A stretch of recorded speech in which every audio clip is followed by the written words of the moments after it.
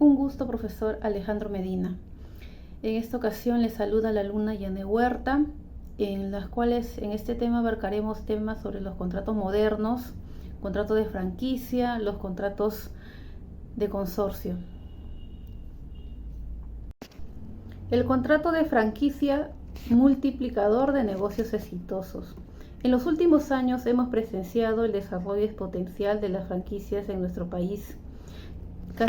Aproximadamente el 20% ha crecido aceleradamente en estos últimos años, donde el 63% son extranjeras, el 37% son nacionales. De las nacionales, un 66% se encuentra en el rubro de gastronomía y el 34% está dividido referente a los rubros de joyería, estética, salud, educación, servicios especializados, indumentarias y accesorios. Contrato de franquicias. Formación de contrato de franquicia. Resulta importante mencionar el circular de oferta de franquicias, conocido como el COF. Las COF usualmente contienen los datos básicos de franquiciantes, descritos en la franquicia, los derechos del propietario intelectual involucrando las contraprestaciones económicas, los tipos de asistencia técnica que brinda el franquiciante, la especificación del territorio otorgado al franquiciado, obligaciones de confidencialidad y, en general, todas las obligaciones y derechos que tendrá el franquiciado. Entre sus principales características destacan ser un contrato bilateral, principal, oneroso, no paritario, de ejecución sucesiva en el tiempo, de colaboración empresarial, de transferencia de tecnología, entre otras. Relaciones entre el franquiciante y el franquiciado, siendo alguna de ellas las siguientes. Tienen la propiedad intelectual, aspectos civiles, derecho societario, derecho tributario y aspectos sectoriales. Obligaciones y derechos del franquiciante y franquiciado.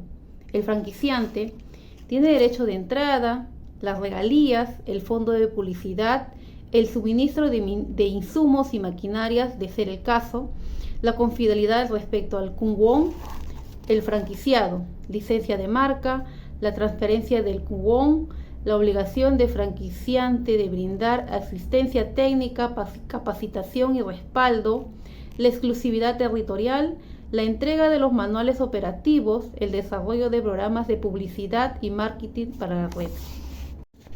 Joint venture, acuerdo contractual entre dos o más partes. Todos los miembros asumen las pérdidas en la proporción convenida y sus obligaciones se encuentran limitadas a la duración del propio joint venture. Características básicas del consorcio o del contrato joint venture. Es un contrato. La ley peruana define como un contrato asociativo. Está estipulado en el artículo 445 del LGS. Negocios específicos. Función de la duración del negocio. Tiene un objetivo común, concurrencia de dos o más personas o empresas, individualidad y responsabilidad empresarial, administración de los bienes y recursos. Características básicas del consorcio. Aportaciones de los contratantes, facultad de representación, régimen de participación en los resultados. Respecto a los resultados, puede ser considerado un contribuyente para efectos tributarios. Control es potestad de las partes controlar el negocio en común. Naturaleza fiduciaria. Es un contrato basado en la confianza estrecha de los socios. El origen de la franquicia se remontaría en la Edad Media. La franquicia comercial, tal como lo conocemos actualmente, tuvo inicios en el siglo XIX en Estados Unidos. En 1850, Singer's Wing Company, radicada en Stamford, Connecticut, Singer utilizó este sistema para contribuir y vender sus maquinarias de coser, y así sembró los cimientos de lo que más adelante representaría el sistema moderno de la franquicia. El sistema de franquicia llegaría al Perú aproximadamente en los años 80. El primero en ingresar fue KFC y Pizza Hut, de la mano del grupo de Lossi. ¿Cómo se aplicó? El formato de negocio por el cual el franquiciante concede al franquiciado por un tiempo y para un territorio determinado el derecho de usar una marca o nombre comercial, transmitiéndole los conocimientos, técnicas necesarias que le permite instalar, operar y comercializar bienes o servicios con métodos uniformes o cambio de contraprestaciones previamente convenidas. A. Transferencia de QOM. B. Licencia de marca. C. Asistencia técnica del franquiciante al franquiciado. D. Zona de influencia o territorio. E. Contraprestaciones económicas. ¿Qué consideraciones importantes debe de tener? La inspección del trabajo como expresión de la función pública. En el artículo 5 de la DGIDT señala que la inspección del trabajo es un servicio público a cargo del Ministerio de Trabajo y Promoción Social. Los principios jurídicos en materia laboral son la base de todo ordenamiento jurídico, más uno en el laboral, donde influyen características particulares, lo diferencia de otras ramas del mismo negocio. Hacia una definición del principio de primacía de realidad. En el artículo 3 debe privilegiar los hechos vinculados sustantivamente con el trabajo sobre actos formales que difieran de la naturaleza de tales instituciones. La aplicación del principio de la primacía de la realidad en la función inspectiva.